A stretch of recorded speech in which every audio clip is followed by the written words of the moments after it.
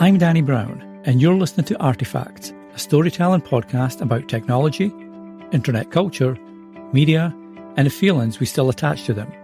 Because sometimes the objects fade, but the feeling doesn't.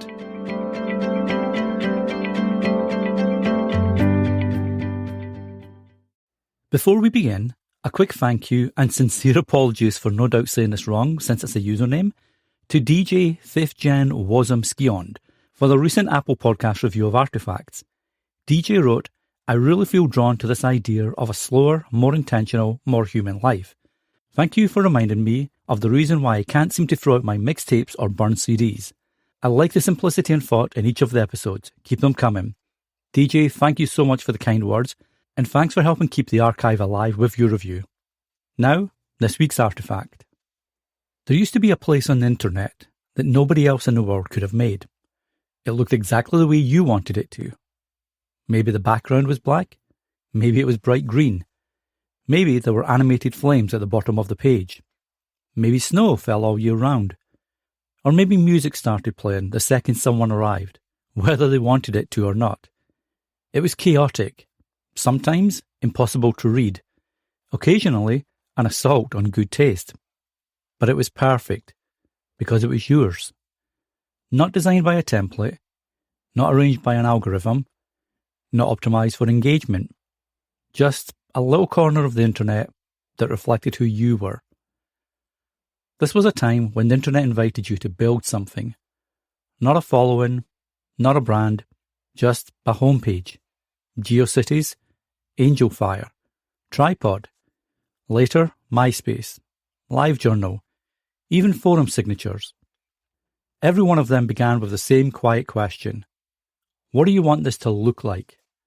And suddenly, people who had never written a line of code were teaching themselves HTML.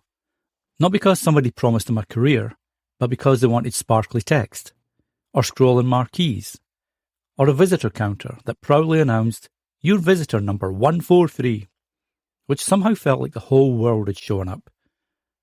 You learned by breaking things, by copying snippets of code, by changing one colour, refreshing the page, and changing it back, then trying something else. Nobody called it learning to code. It was simply making your page yours." Looking back, those websites were objectively terrible. Fonts clashed, backgrounds fought with the text, buttons rarely lined up, half the GIFs blinked at different speeds, and some pages took forever to load. Others crashed your browser completely. But perfection was never the goal. Expression was. You could tell who somebody was by the way their page looked. The bands they loved, the films they quoted, the colours they chose, the jokes they hid in tiny corners of the page. Every homepage felt like walking into somebody's bedroom. Posters on the walls, books on the shelf, music playing quietly in the background. It wasn't polished, but it was personal. And maybe that's why we remember it so fondly. Today, most of the internet is beautifully designed. Open almost any app and everything feels familiar. The same layouts, the same fonts, the same profile pictures inside the same circles. Convenient? Absolutely. Accessible? More than ever. But somewhere along the way, the internet stopped looking like the people who used it, and it started looking like the companies that owned it. Our creativity became customization. Pick a profile picture, choose a banner, maybe change your accent colour. The walls stayed exactly where they were. But once upon a time, we built the walls ourselves. Over the last few weeks, we've talked about the Dreamcast, internet forums, burned CDs, away messages, midnight launches, the family computer, and game manuals. Different objects, different memories, different stories. Or so it seemed. Because underneath every one of those artifacts was the same idea. The Dreamcast wasn't really about a console. It was about optimism. Forums weren't about message boards. They were about belonging. Burned CDs weren't about music. They were about saying, "I thought of you." The family computer wasn't about technology. It was about sharing. Game manuals weren't about instructions. They were about imagination. And those homemade websites, well, they weren't really about HTML. They were about leaving a little piece of yourself somewhere. A tiny digital fingerprint. proof that for a moment you were here. The internet has become faster, smarter, and more useful in almost every measurable way.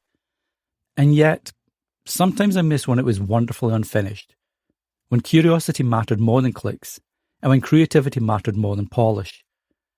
When people made things simply because making them brought them joy. And maybe that's what all these artifacts have really been trying to tell us. Technology changes, platforms disappear, websites vanish, consoles stop working, CDs become scratched, and forums go offline. But every one of these things carried something far more durable than code or plastic. They carried pieces of us. Our curiosity, our friendships, our imagination, our optimism, our awkward teenage attempts at self-expression, the people we were becoming. And maybe that's why these objects stay with us. Not because they changed the world, but because they helped shape ours. Thank you for spending this first season with me, for remembering, for smiling, for sharing your own artifacts along the way. I'll see you soon when we open the archive again. Until then, take care of the things that matter to you, even the small ones, because sometimes the objects fade, but the feeling doesn't. I'm Danny Brown, and this is Artifacts.